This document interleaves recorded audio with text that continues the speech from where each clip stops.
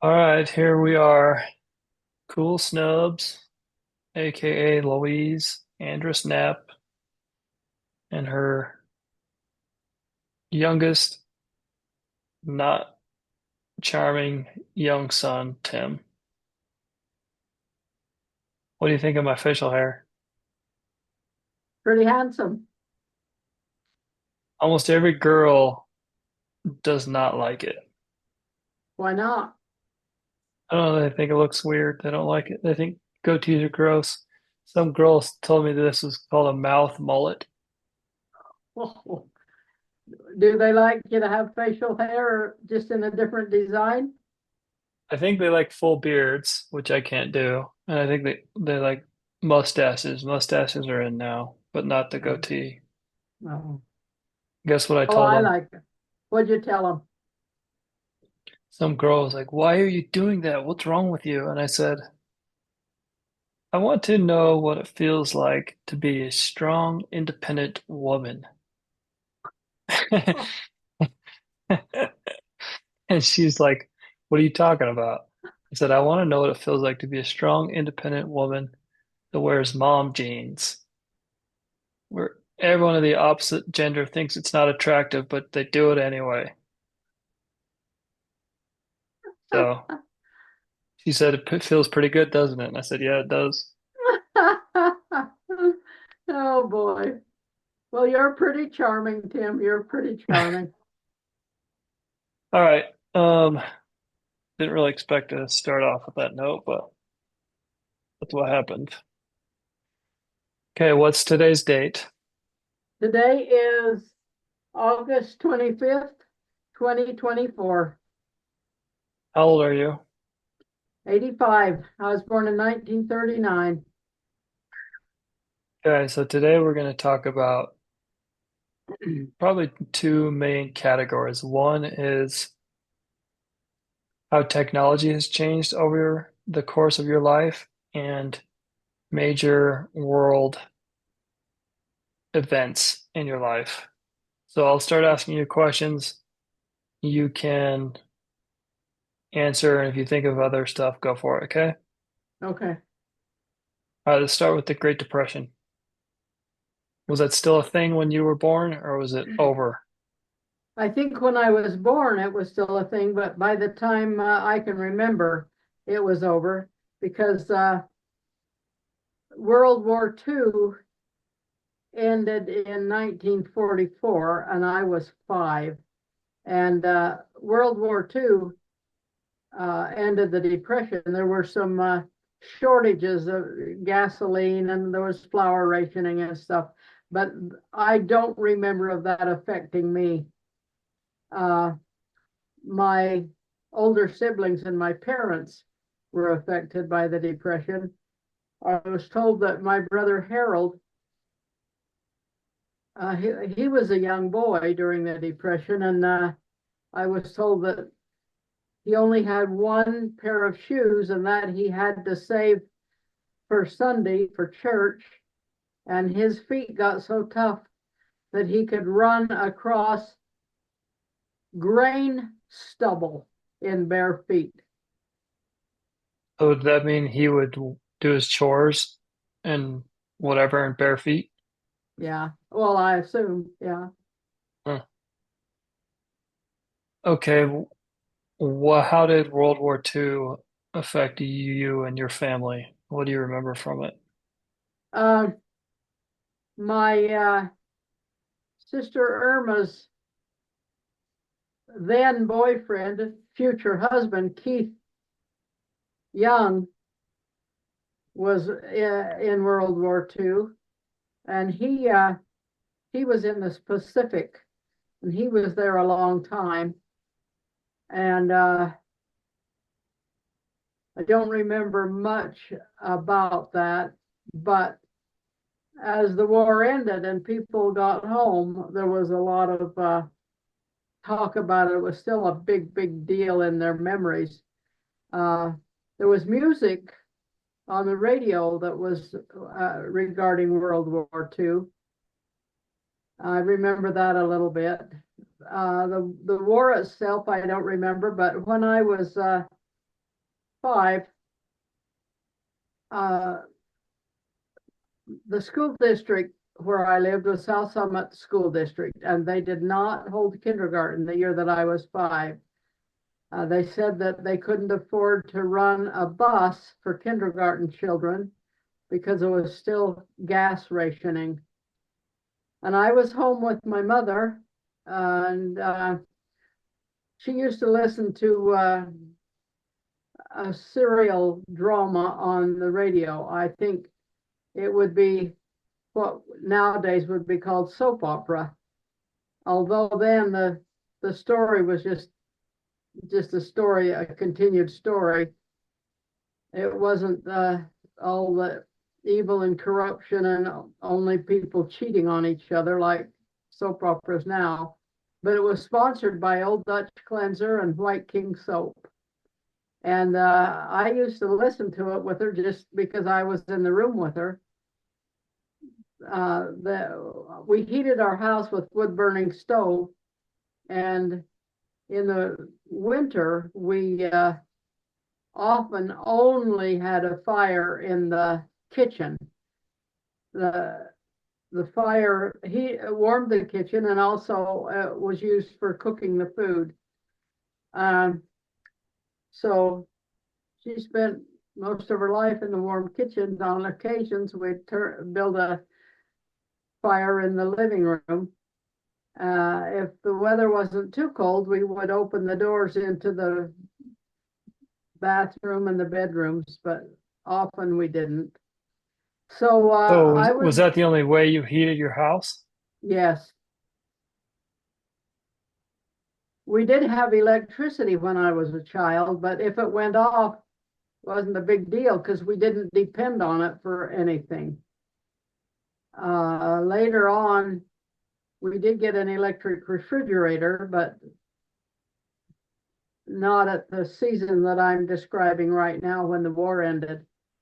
Um, so we would daily listen to this radio program, and one day they preempted it with the news because they said the war had ended. So they the newscasters were talking about it, and I knew it was a big deal, and I remember saying yoo-hoo and put my head in the clothes basket to celebrate, but I didn't really know much about it. And I was a little bit annoyed that they had preempted our radio program because they went on and on all day about the war ending. What do you mean you put your head in the clothes basket? Well, my mom had, it was a big bushel basket that had the laundry in it. So I just, yoo-hoo, and kind of ducked over and put my Oh, legs up like I was celebrating. oh, okay. Was your brother John not in World War II? He was, but he was deferred from the draft at the beginning because he was a farmer and they needed farmers to stay home and farm. But he got drafted into the Navy and he went to basic training in California, and he was assigned to the medical, I think it was the pharmaceutical section. And before he got sent overseas to fight, the war ended. Hmm. What do you remember about the bombs being dropped on Japan? Did you hear any of that stuff when you were a kid? Hear about the news? Or just that the war ended? I just that the war ended. I've known about the bombs being dropped, but I don't remember hearing about it when I was a child. Hmm. Did your house have indoor plumbing? Yes, it did by the time I came along. But when your family moved to Idaho later, the first house they had didn't, right? That's correct. It was just an outhouse. So if your electricity went out, did you just use candles? Yes. Now we had a fire in the firebox of the wood burning stove, and I can remember some evenings of just sitting in front of the stove with the front door of the firebox open, and we could watch the flames. Um, and of course, in the daytime, it didn't make any difference, and we didn't stay up if the electricity went off at night. Why, we pretty soon went to bed. Hmm. We did use candles some, but not very much. We didn't need to very much. Okay. Tell me about the cars you used to drive. The difference between cars then and cars now. Um, my memory of my first car that I remember was called a Terraplane, and the speed limit on our main road was 35 miles an hour. And if we drove to Salt Lake City, which we did once or twice a year, it was about an hour away. The road was a two-lane highway, so traffic going both directions. And the speed limit there was also 35 miles an hour.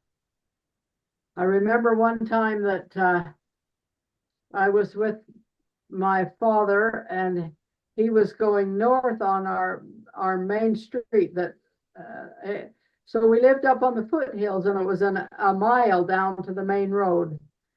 And I think that main road is Highway 189. Anyway, he was going north, and he saw somebody in a car coming toward him, and he wanted to talk to that person. So he turned around and started to chase him.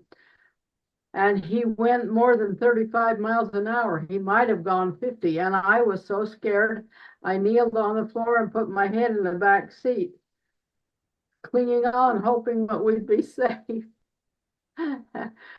Then in 1950, that year we had a good crop of peas. We raised peas for the cannery, the vegetable green peas. And that year we had a good crop and got paid well. And that was one of the few years that we did get good money from the crop. Often it would freeze or something would go wrong. So that year, my parents actually bought a brand new car from the Chevy dealership in Colville, Utah, a 1952 Chevrolet. And boy, we did feel special. And You have any guess how much it would have cost? $2,000 Hmm. right off the showroom floor. And Ken was Ken was 4 years older than I, and he was in the car checking it all out and this and that. Yeah. I wasn't in with him, but this is my memory of what happened. He took the cigarette lighter. I don't think we'd had a cigarette lighter in our old Terraplane, but he took the cigarette lighter and unscrewed it and put the knob back in, and it slid clear in and crossed the wires, and smoke burned up the cigarette lighter. But luckily it didn't burn up the car. But Mhm. the old Terraplane eventually John and Pa dragged it into the mountains and had it as kind of a sheep camp, so that when John or Ken or somebody went up to stay overnight to watch the sheep, they used that old Terraplane to sleep in. Uh, then my folks had that car for years and years and years. Eventually, they had a Comet. I think that was made by Ford or Mercury or something. And then when they got different cars, I was already gone. I went to college at BYU in 1957, and so I don't remember much about their cars. Uh, Did you have a car in college? no, the last year that I was in college, I used my brother Kenneth's car. It was a Studebaker, and he was in the Army, and he did not have a car in college much. I don't remember why he had a Studebaker and why I got to drive it, but I Did did it have have it power steering? probably. I'm not sure. Uh, Cars back then didn't have power steering, did they? well, around that age, I rode with Irma some, and she had a Hudson. Now, a Hudson looked like an upside down bathtub. It was a huge car, and it did have power steering, and it had air conditioning that was so cold you had to turn it off and freeze you out. So I don't know if we had power steering or not, Tim. I can't remember. Were any of those cars automatic transmission? The Hudson that Irma had was I think they called it fluid drive. So it wasn't exactly stick, and it was manual, and it wasn't exactly automatic, and I don't know how that worked. It Hmm. was a pretty ritzy car. In my, I must be wrong. In my mind, in the 60s, no car would have air conditioning, no car would have power steering. Every car would be a manual stick shift. uh Mostly you would be right about the manual gear shift.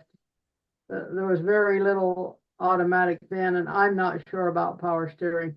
I do remember that it used to be when I got my driver's license, the rule was that if you're going to turn left, you put your arm this way. If you're going to turn right, you put your arm out the window and you signal this way. And if you're going to slow down, you put your arm down and signal this way. And then they made a law that they had to have turn signals on the car. And I thought, oh my goodness, how could they have enough technology to put turn signals on the car? But they did. And you had to manually roll up your windows and roll them down, huh? Yes. What was the first time you ever rode on an airplane? What was the airplane like? The first time I rode on an airplane was when I got on it in Salt Lake City to fly to my mission, which was the Southern Far East Mission headquarters in Hong Kong. And it was World Trans, let's see, World Trans something America, WTA. Transatlantic? Yes, I think so.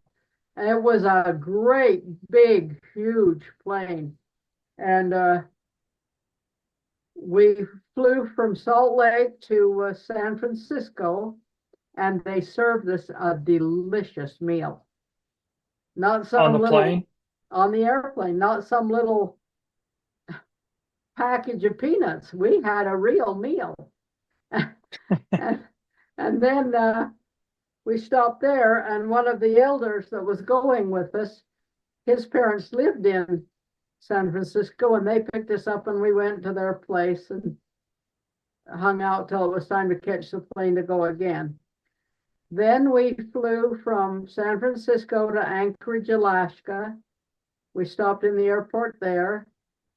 And then we flew from Anchorage, Alaska to Tokyo, and we stayed overnight there. And I think we had breakfast in the hotel in Tokyo. And then we flew from Tokyo to Hong Kong. And they fed us good meals from San Francisco to Seattle.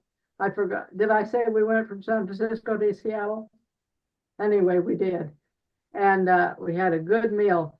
Like, this isn't the exact menu, but it would be like potatoes and gravy and rolls and vegetables and dessert.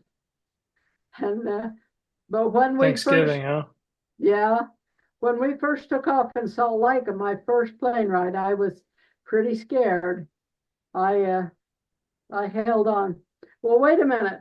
That wasn't really my first plane ride. When I was a senior in high school, on our senior slough day, we went to Provo and we rode in a little airplane around the Provo airport. When Piper you Cub, were I a guess. when you were a senior in high school, did you use the word slough? Yeah, it was called Senior Slough Day. Oh my gosh. It was prearranged, but that's what it was called.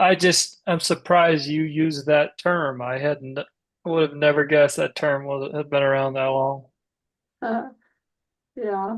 And in high school, we also had a Lagoon Day every year. We called it S Day because we were at South Summit High School and there was an S on the hill that I don't think we very often whitewashed it, but we supposedly cleaned up the school grounds in the spring and stuff, and then they would bus us to Lagoon. So when you went on the rides at Lagoon, would you hold on for dear life like you did Tim, in your car and your airplane? I did not go on the rides. I was too scared. I rode the I rode the merry-go-round. I did not ride the Ferris wheel or the roller Roller coaster. coaster? Nah, I was too scared. The first time I rode the roller coaster was when I got back from my mission, and Ken and I double dated. He took Nida Lewis, and he had her cousin. I can't remember his name now, and he took me, and we double dated. And they just pressured me to go on the roller coaster, and I did, and oh, I just hated it.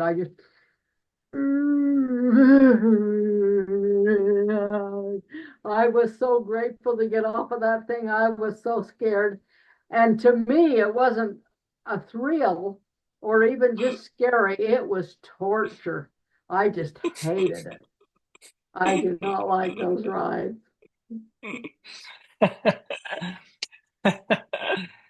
Oh my gosh, you weren't an adrenaline junkie, huh?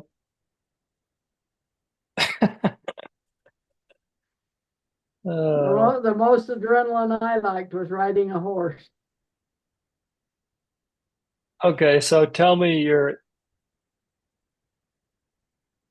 when you went to Salt Lake as a kid, did it seem like a huge, massive city compared to where you Oh, grew up? yes. Oh, yes.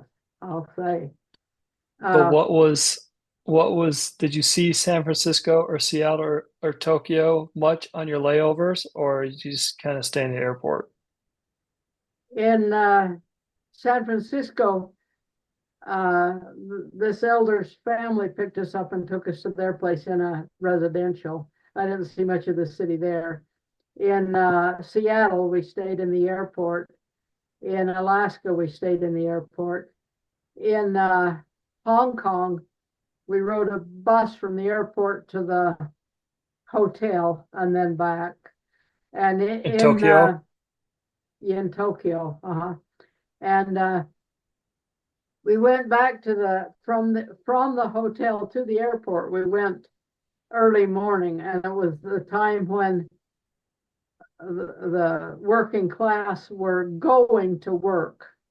So 7, 8 in the morning, and it seemed to me, this is probably not accurate. It's probably an exaggeration, but it seemed to me like every man wore black trousers and white shirt, and every female wore white shirt, white blouse, and black skirt.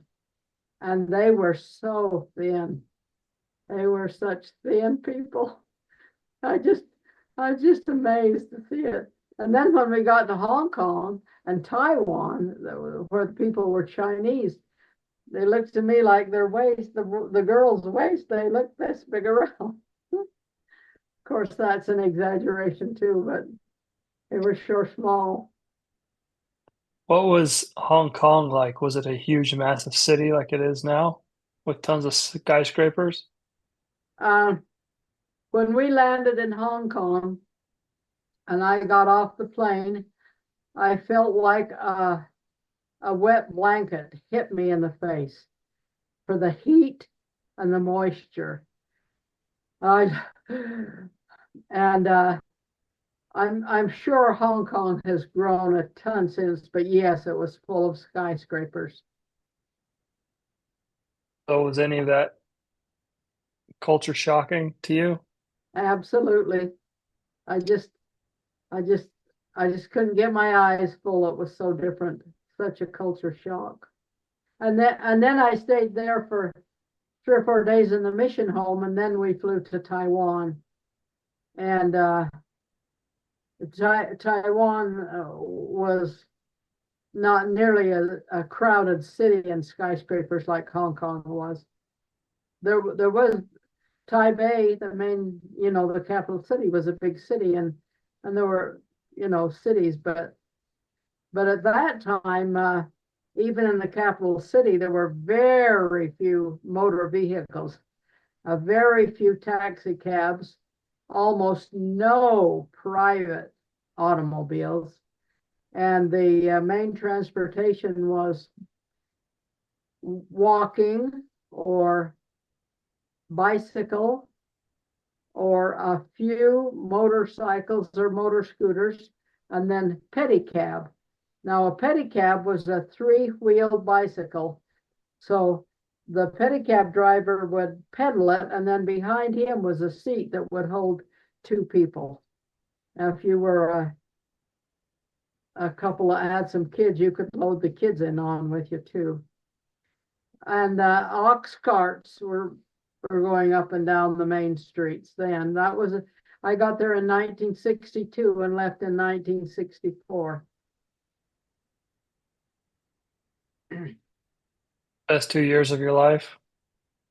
Uh-huh. It was Yeah. it was a wonderful experience. Yeah, That's one thing that was different for you is you did 2 years rather than 18 months now that sister missionaries do, right? correct. And it's good I did because I was still trying to learn the language after 1 year. Oh, the Mandarin Chinese. And dad went for 3 years, right?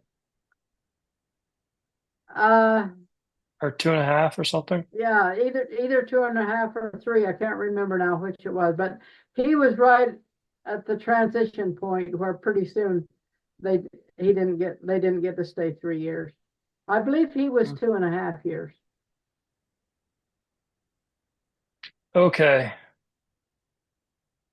So let's talk about the television. Okay. Your turn.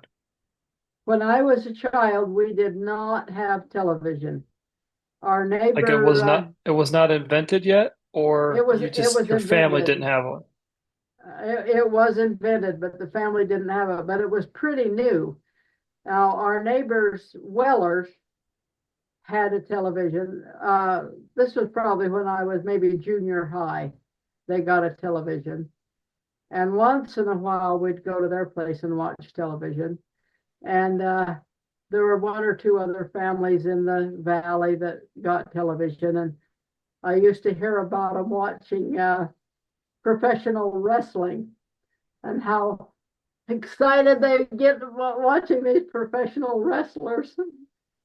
And Like the fake kind of wrestling, or was it real wrestling? oh, I think it was fake. They had fake wrestling all the way back then. Uh, yeah, that The was heck? before I graduated from high school. And then Wow. when I was at BYU, it was against the rules to watch television. Nobody had it in the dorms. Um, So, do you remember your first thoughts of watching other people's televisions when you were a kid? Was it amazing? Did Well, it blow your mind, or was it just whatever?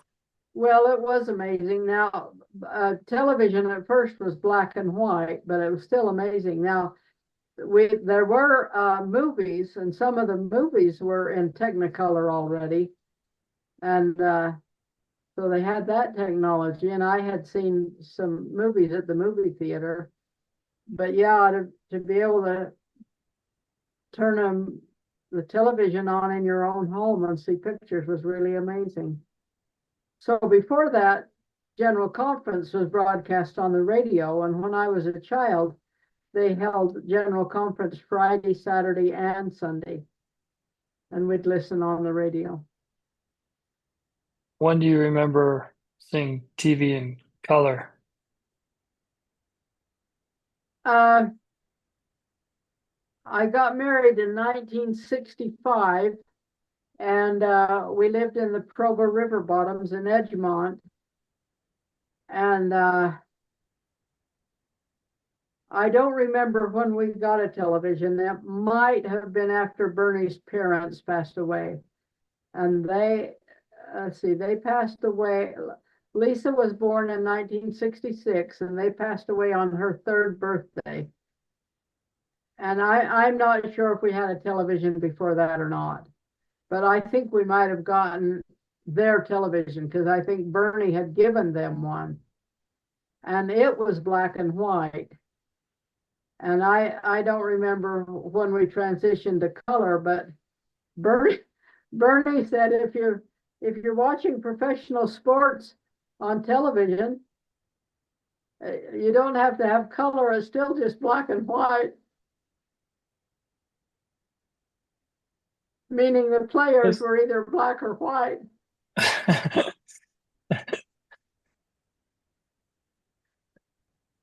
Nice.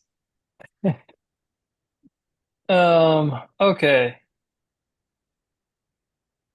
let's move on. Let's talk about,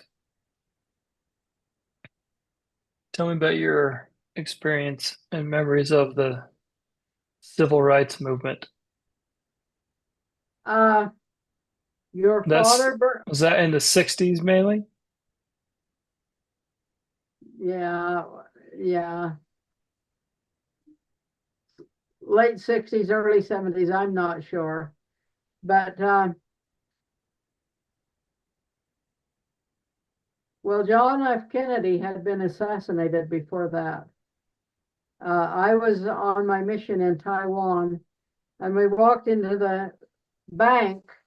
We would get a check in the mail, and then we would go to the Chinese bank and cash the check, and they would give us Chinese money. And we walked into the bank for something, and the teller in the bank said, "Your American president, John Kennedy, has been assassinated." So that was really shocking. And of course, since I was in Taiwan and not in the United States, I didn't get much news about it. It wasn't something that was always on our mind, but it was a shock. And then the civil rights movement, Grandpa So was, Knapp. so was Bobby Kennedy also assassinated during your mission? No, I was married and living in the Provo River Bottoms when I heard on the radio that Bobby Kennedy had been assassinated. And I burst into tears and I said, "Oh, what is our country coming to? Killing our leaders." It was just a shock. And So I that, think that, how many years later was that then after JFK? I don't know, you'll have to look it up. But I think that Bobby might have been assassinated before Martin Luther King Jr., but I'm not sure on that either. But your father, Bernie's father, Jesse, so Grandpa Knapp and Grandma Knapp were staying with us in the Provo River Bottoms. And we had heard of the civil rights movement, and and the leading of the Freedom March. And Grandpa Knapp said, if Martin Luther King Jr. is not careful, he's going to get killed. And sure enough, he did. Hmm. So JFK got assassinated when you were on your mission, and Martin Luther King and Bobby Kennedy got assassinated after you were married. Correct. So that was at least 5, 6 years or so after. Well, I got married in 65, so I don't know how When long after that. when did you get off your mission? 64. Oh, really? Yeah, I served from 62 to 64. How old were you when you went on your mission? Um, 20, 21, I guess. And those days, girls couldn't go on a mission until they were 21 unless they were stenographer and could help in the mission office. Oh, I wanted to say something about the civil rights movement. Oh no, that what I was going to say refers to the Vietnam War instead. Never mind, I'll save that till we get there. Yeah, anything you want to talk about as far as that kind of stuff, I don't the remember civil much else about. rights. Well, I don't remember much else about it. We lived in Provo where everybody was white, and it didn't direct me physically on a day-to-day basis. It didn't impact me in my life. Did you hear about it on the news or read about it in newspapers much or not Uh, not a lot? I'm sure it was pervasive on the news. That would have been radio news and television news, although I'm not I'm not sure if we had a television then. It's pretty blurred because in, after that and seeing television, I've seen clips of Martin Luther King Jr.'s speech and their freedom march and things like that. So I don't know if we had a television then or not, but we would have had the radio that had news broadcasts every day at 6 o'clock and 9 o'clock and so on. But you didn't listen to those daily like some people watch the news every night. Oh, we probably did. We probably did. I don't know. Okay. Um, let's talk about let's move to Vietnam then. Anything that you want to say about that Vietnam and Well, or the 60s and the hippies or be, whatever? before Vietnam was a Korean conflict, and my brother Harold was drafted into the Korean conflict, and he did serve on the front lines as I can't remember the kind of gun, he was in the part where they shot big gun power over the heads of the front line to soften up the enemy. And Artillery. probably that's probably what it was. So then, but he made it home safe from that. And when I got home from my mission in 1964, I was visiting with one of my mission companions, Sharon Oakey, and she said, "Have you heard about the hippies?" And I said, "No, what's that?" And she said, "Oh, that's a bunch of young people that are on drugs and they're lawless and they they're on drugs and they hang out on the streets and they're free sex and they're against the government and against the laws and against the rules and oh, that's just pitiful. They're just just like anarchy, and I, oh, I can't believe that. Did And, you know much about drugs at that point in your life? mm-mm. When I was in high school, one of our teachers read us an article from a Time magazine about a young man who was addicted to heroin. And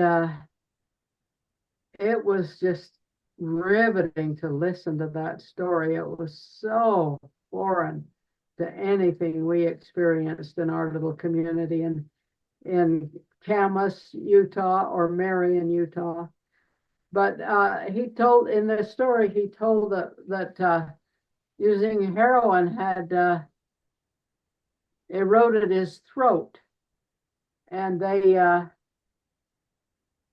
if I remember right now, they had operated on his throat, and there was a piece. This seems really far fetched to me now, so I don't know if I remember it right, or I don't know. Anyway, as I remember, why if he took that piece out of his throat, he could only breathe for a little while. Uh, but he wanted heroin so bad that he would use that piece in his throat as collateral. So his drug dealer would take the piece and give him the heroin, and then he'd have to scrounge up the money to get to buy the piece for his throat back. Now that does sound bizarre. I don't know. That's the way I remember it though. But anyway, yeah, we did. Uh, in our community, there was tobacco and alcohol, and I hadn't heard of any other kind of drugs at that time. Uh, so and then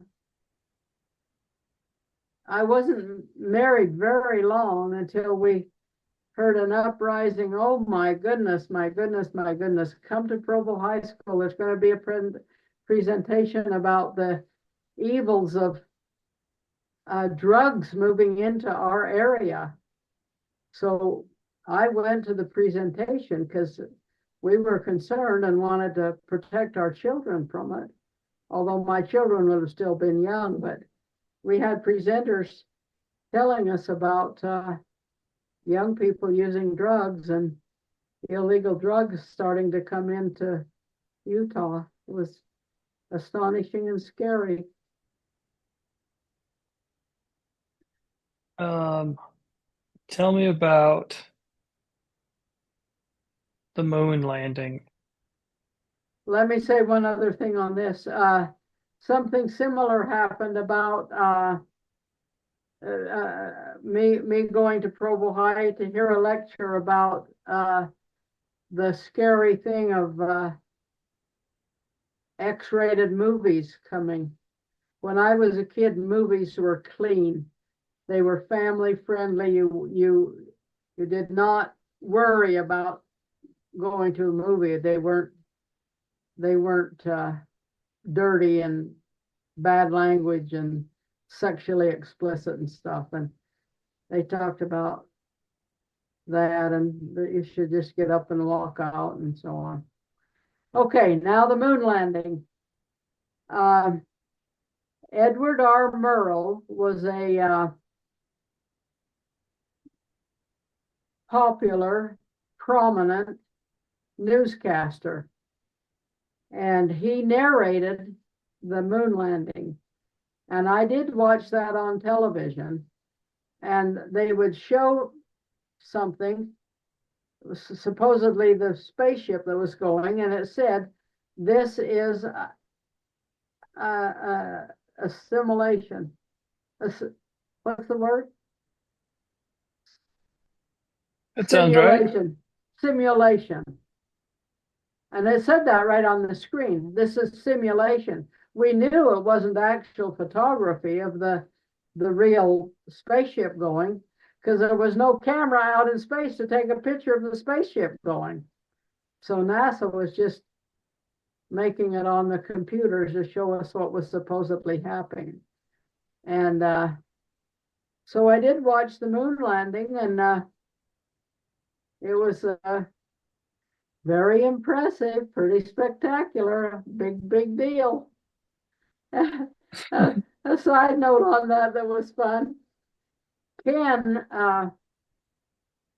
was not married by then, and he got some flack from family members for being so old and not married, especially from my dad's brother, Willard.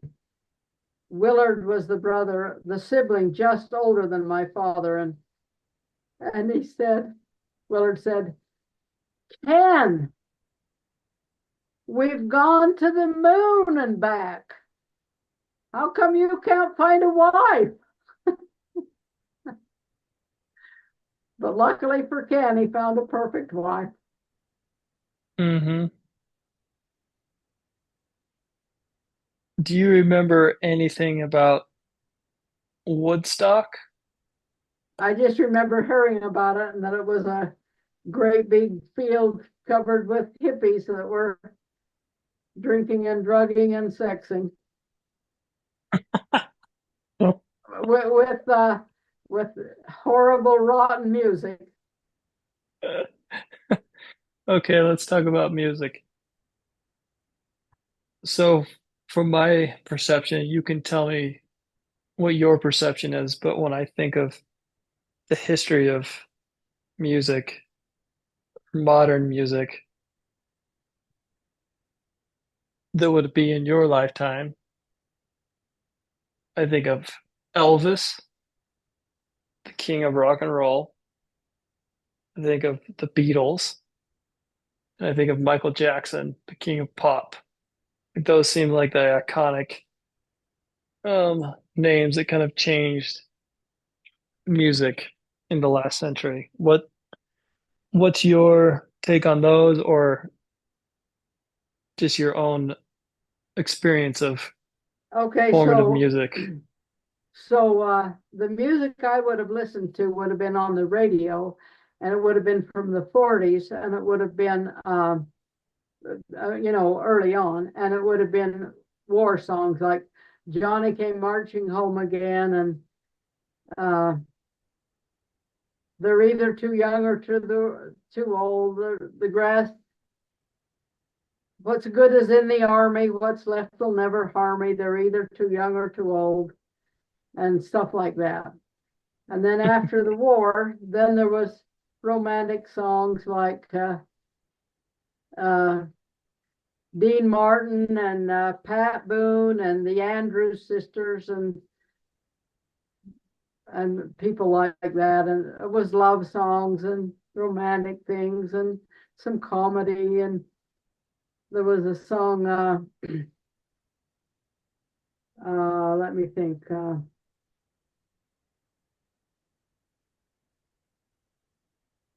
Mersey dotes and dozy dotes and little Lansy Divey, a kiddly divey too, wouldn't you? Oh, Mersey dotes and dozy dotes and little Lansy Divey, a kiddly divey too, wouldn't you? If the words sound queer and funny to your ear, a little bit jumbled and jivey, sing mares eat oats and does eat oats and little lambs eat ivy. Oh, Mersey dotes and dozy dotes and little lambs eat ivy, a kiddly divey too, wouldn't you? So there were That was songs a like that. that would Yeah, be a popular song on the radio, not just a yeah, song for kids in elementary school. correct. And there were other cute songs like that. And so in high school, we there were some really good dance tunes. I don't remember the names of them now. And I was in the the 50s.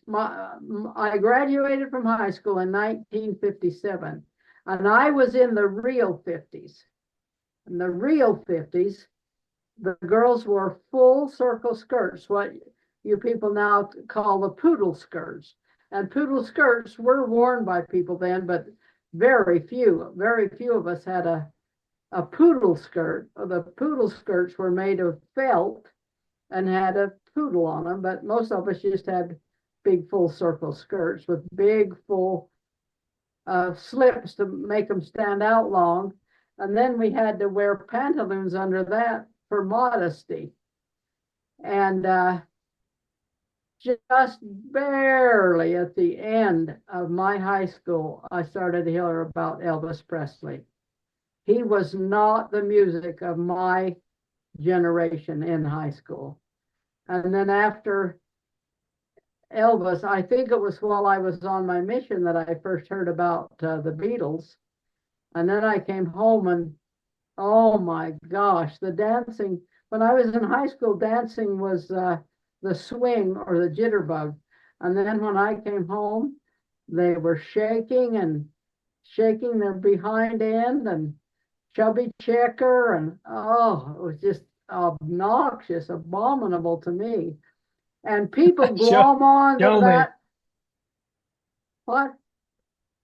show me. Can't get far enough away from the camera.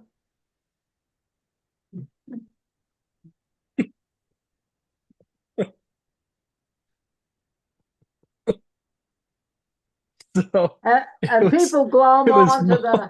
to the Elvis Presley, Beatle, Chevy Chucker stuff and call it the 50s. It was not my 50s at all.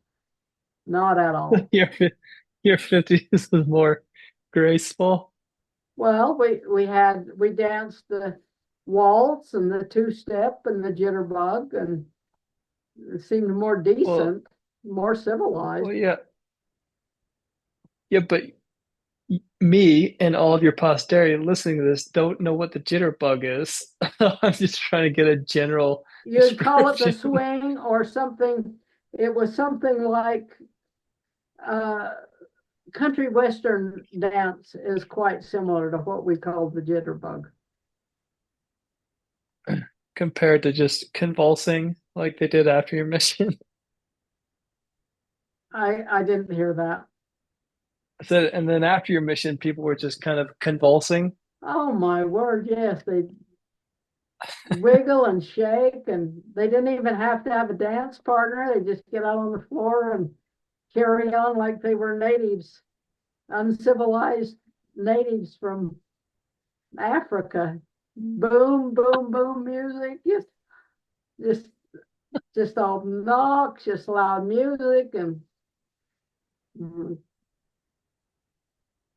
Uh, so, what about Johnny Cash? Did you like him back then? as soon as I heard him, I loved him. He used to tour with Elvis, I think, in the early days. I don't know. Okay, so you didn't really care much for the Beatles or No. Elvis. Did you ever like Elvis music? Oh, I not particularly. I didn't really dislike him. A lot of his music was fairly mellow and pleasant, but he he moved with gyrations that had been would have been considered inappropriate prior to him. And So you still like the old-fashioned stuff. oh, sure, you usually like the music that is popular when you're in high school age. And the same with the fashions, if red lipstick was popular then, that's what you like. If blue eyeshadow was popular then, that's what you like, and so on. But when my brother Kenneth graduated from BYU, my parents came and they had a performance on one night that they came to see. It was called something about the sands or something. It was a Mormon musical telling about the pioneers coming across the plains. So we were seated in what was then the football stadium. It's gone now, but then it was there, and the orchestra was warming up. You know how before they play, they all tune their the instruments and warm up. And my dad said, "Oh, this music is horrible. I just as leave listen to Elvis Presley." And that was a statement of how ugly Elvis Presley was to him. Got it. Got it. So, what did you think when you heard Michael Jackson 20 years later? Well, I had gotten used to the fact that music was corrupt by then. I never particularly enjoyed him, but I just knew that the good old days were gone. Bernie and I used to listen to pleasant music on the radio in the car when we drive to and from Idaho, and it got so we couldn't even find any station that we could even stand to listen to. And then your kids all started to listen to the screaming ruckus, huh? Yeah, and I'd say, turn that racket down. I can't stand that racket. Now, there were some of the country western music that I liked, okay. Yeah. And you Um, like Neil Diamond. He's solid. yeah, I like Neil Diamond. Can I get you to take me off recording for a minute? I need to tell you something. Okay. Just a second.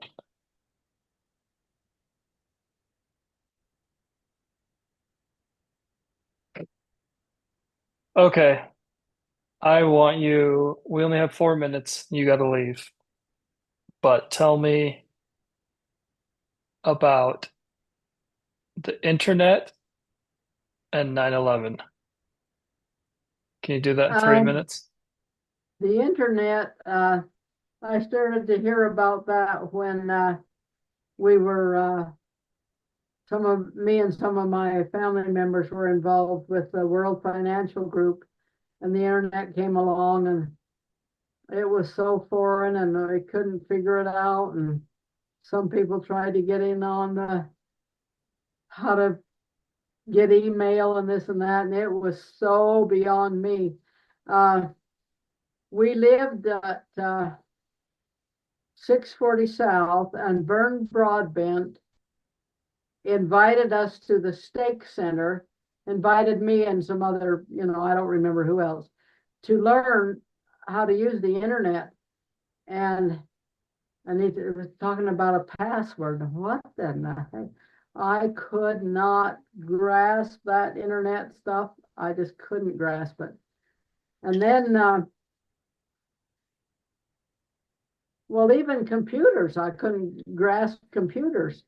And we'd been told that if you couldn't use a computer and the internet, you'd just be left in the dark ages. So I was determined to be on top of it. And so Bernie was a faculty member at what's now Utah State University. No, no, no. Utah Utah Valley Valley. University. Utah Valley University. And uh, he he said, well, you can take classes for free. Uh, and so maybe you should do that. Uh, just hold one sec.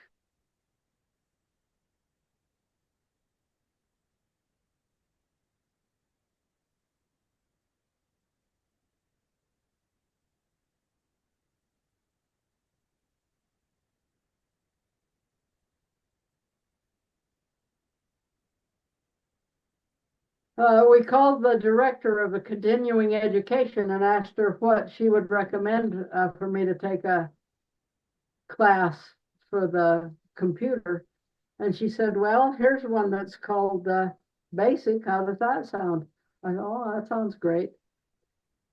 So what I thought I was taking was introduction to the computer, like how do you turn it on? When I got there, it was a programming language. Called Basic. Yeah, Basic was a computer language. I never, ever, ever figured that class out. I never figured it out. And then, of course, the internet, I it was a long, long, long time before I could ever figure that out. Uh, But you figured it out pretty good, didn't you? well, I can kind of do email and kind of do Zoom And and you can do kind of do YouTube, YouTube, and that's and you about it. and you got a smartphone. Oh, well, yeah, I can call and listen on the, and I can text a little bit.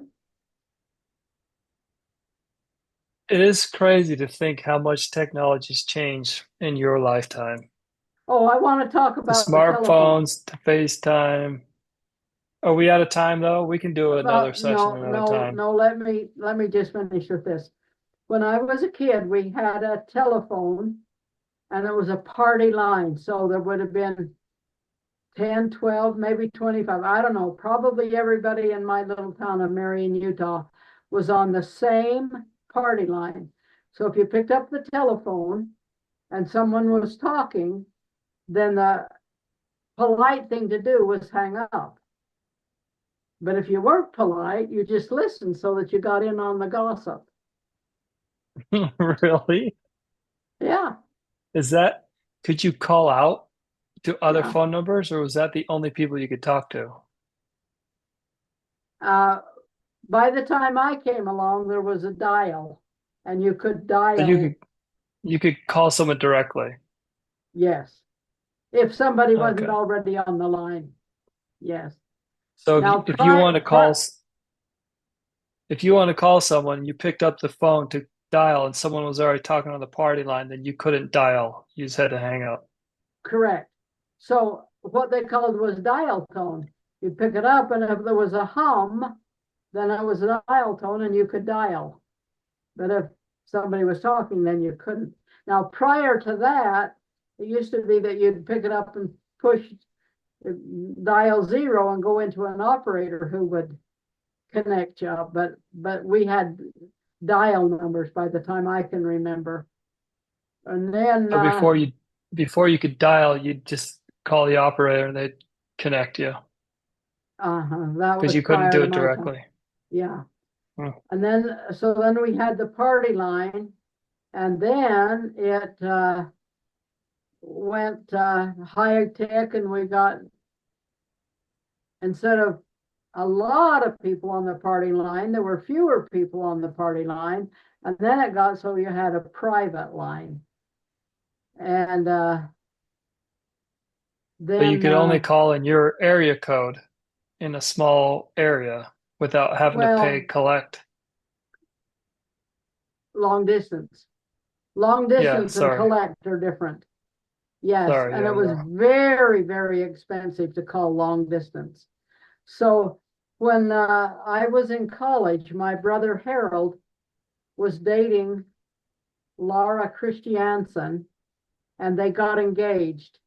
And he told me that he was going to make a long distance phone call and call home and tell our parents that he was engaged. Now, he was a student at Trade Tech then, so he was Where's living that? in Provo.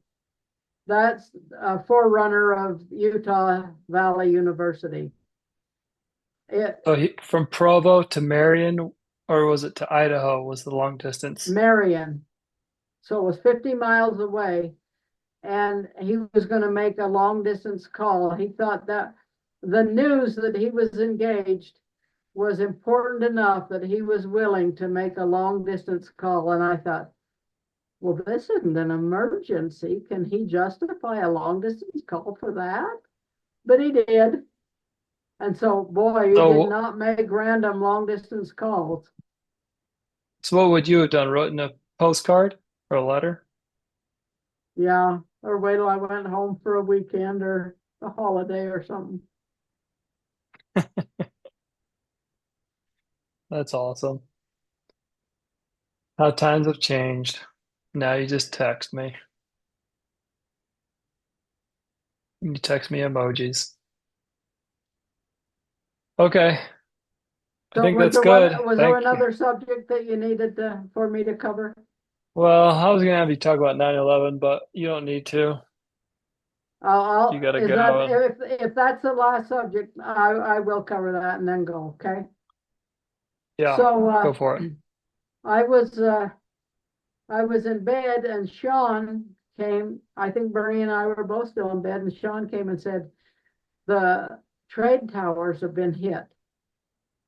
Uh, Come watch. So I got up and went and watched uh, the television, and they over and over they showed the airplane going in and the thing falling, and so I watched it through the day. But as I was sitting there watching the television, a news broadcaster that was on camera on the television said, "Oh, what's that?" And he looked over, and Building 7 was falling on its footprint, and there was no airplane. So there was the first tower that got hit, and then the second tower that got hit, and then sometime later there was Building 7 that went down. And just one sec. But when you started watching, both towers had already been hit when you started watching the news. Is that after the second one?